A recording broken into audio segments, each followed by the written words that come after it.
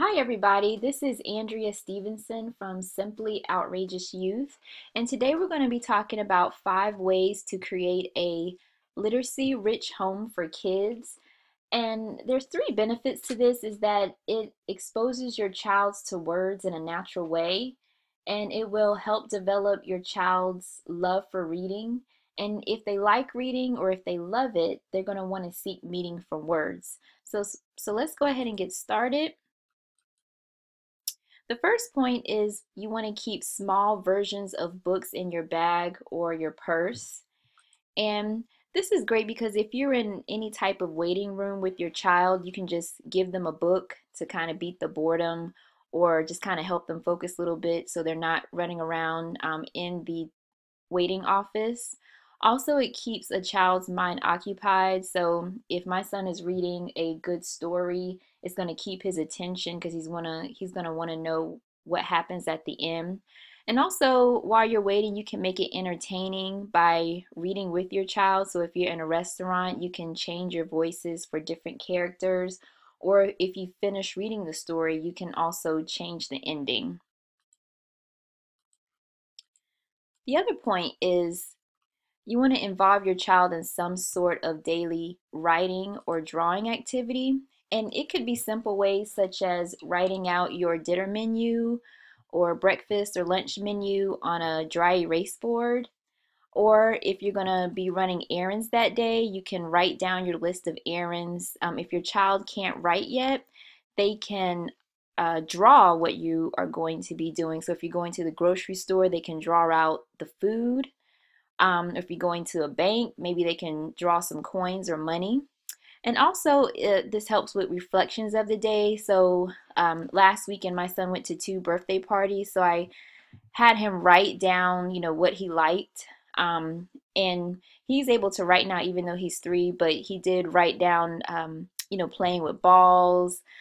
He was able to play some video games, and he also liked playing outside with his friends. So he drew some pictures and we wrote a story about that.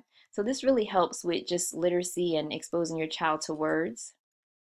The other thing is you want to do is you want to let your child see you read. And in my opinion, this is the most important way to get your child interested in reading.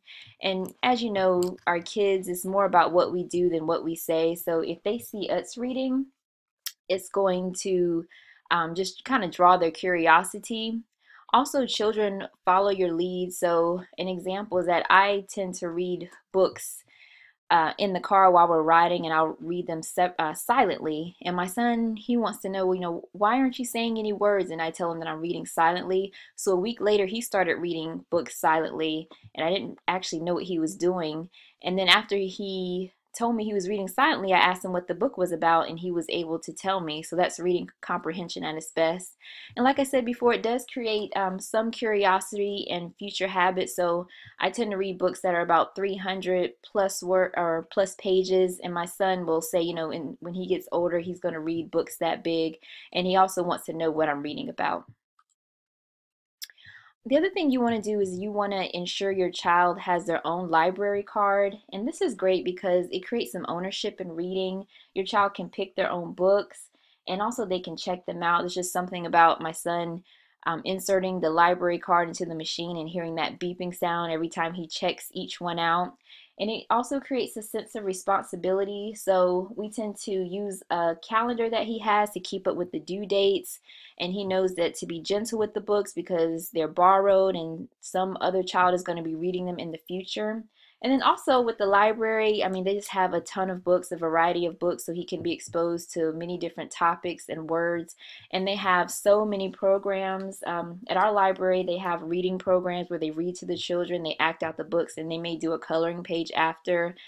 We've been to an educational program where a paleontologist talked about dinosaurs and kind of did like a musical play for the children, so he really enjoyed that.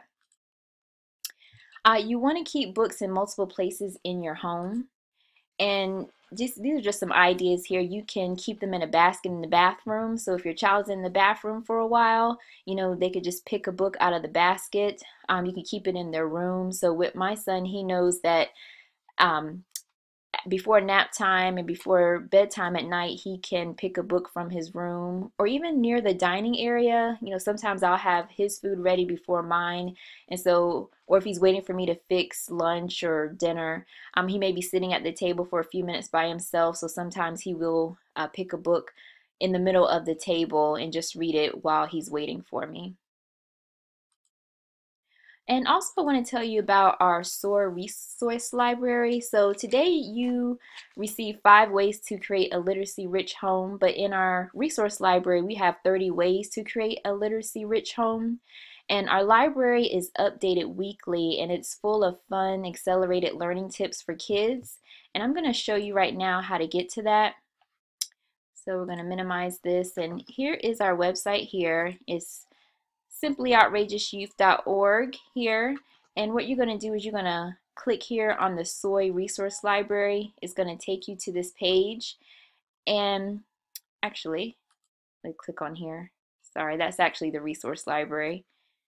But if you click there, then you will see this form here. You just put in your name and your email address, and we will send you back in a link to the Soy Resource Library and the password to input there, and you will see many resources there, just of different um, learning accelerated tips for kids. So here you'll see 30 ways to create a literacy rich home, 18 tools to boost your child's academic skills, and it's updated weekly. So get those goodies, and that's all that we have for today. Thank you for joining us, and have a great day.